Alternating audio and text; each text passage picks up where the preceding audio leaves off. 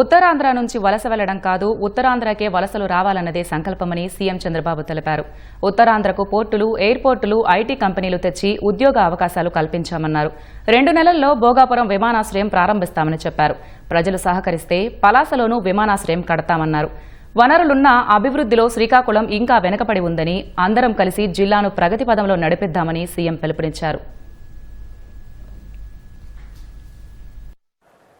అధికారం అంటే విధ్వంసం కాదు, ప్రజల జీవితాలు మార్చే అవకాశమని ఈ ప్రభుత్వం నమ్మతాం.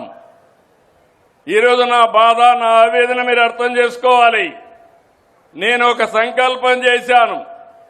ఉత్తరాంధ్ర నుంచి వలసలు కాదు, ఉత్తరాంధ్రకు వలసలు రావాలనేది నా సంకల్పం. అయితే ఇప్పటికే ఉత్తరాంధ్రకి అనేక ప్రాజెక్టులు ఇచ్చాం. పోర్ట్లు, ఎయిర్పోర్ట్లు, ఐటీ కంపెనీలు, డేటా సెంటర్లు. ఉత్తరాంధ్ర దశ మారుతుంది. సాగునీటి ప్రాజెక్టులకు శ్రీకారం చుట్టాం. నిన్నే మళ్లీ 1,00,000 కోట్లతో మొన్న గూగుల్ వస్తే నిన్న రిలయన్స్ వచ్చే పరిస్థితికి వచ్చారు. టీసీఎస్, కాగ్నిజెంట్ వంటి ఐటీ కంపెనీలు వచ్చాయి.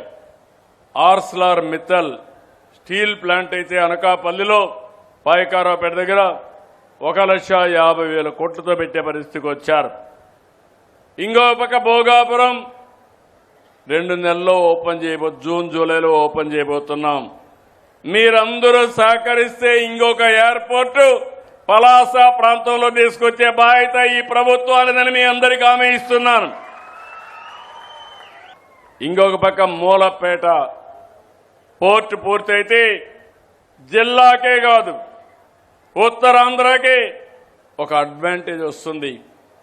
ఈ జిల్లాకు ఏమీ తక్కువ లేవు. రాష్ట్రంలో ఎక్కువ నేషనల్ హైవే ఉండే జిల్లా శ్రీకాకుళం జిల్లా.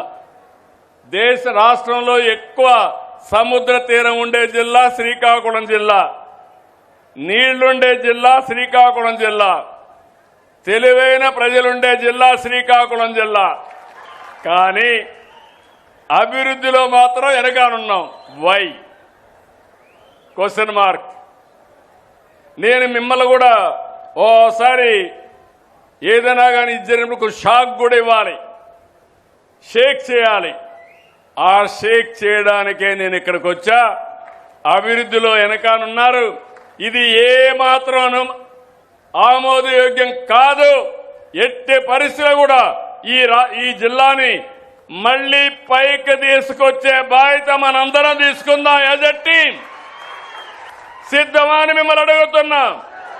ఇంకొక పక్క 60 సంవత్సరాల మీ అందరి కళ నేరేడి బ్యారేజ్. ఇప్పుడు హామీ ఇస్తున్నా, ఈ టర్మ్లోనే వీలైతే పని ప్రారంభించడం కాకుండా రాబోయే 3 ఏళ్లలో పూర్తి చేసే బాధ్యత కూడా ఈ ప్రభుత్వం తీసుకుంటాం.